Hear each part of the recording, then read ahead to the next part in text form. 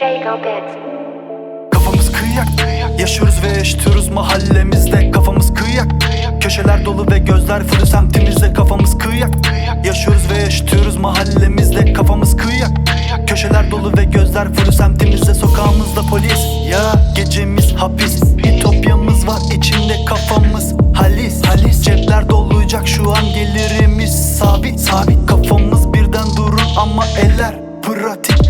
Sizleri tanıyorum, bizim kadar olamazsınız lan paramatik. Garantiniz yok bize karşı, tayfam geniş ve silahlar otomatik. Uzaktan bakınca yorgunuz ama geceleri hızlı ve atik. Legal görünenler illegallerdir, olma sakın panik. Yaşamayı unuttuk insanlar gibi insanlar gibi. Piyasaya düştünüz, kafanız iyi sanki. Bro algınız gitti, onlar görmezden gelecekler. Üzgünüz, herkes tanıyacak bizi. Çıkacağız bir zirveye, adım adım herkesin bir gün düşecek dibi. Gece sokakta kalıyor ayak izleriniz. İşlediniz suçları, aya gizlediniz. Ya öyle olmasını siz seçtiniz. Ya bizim dünyamıza hoş geldiniz. Türkçe rapte boş beleş bir kitle, kafanda silahla ileriye gitme.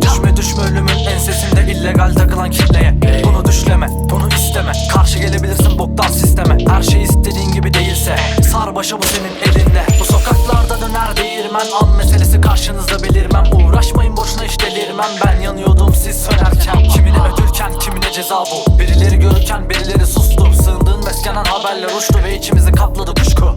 İçimizi kapladı kuşku. İçinizi kapladı boşluk. İçimizi kapladı kuşku. İçimizi kapladı kuşku.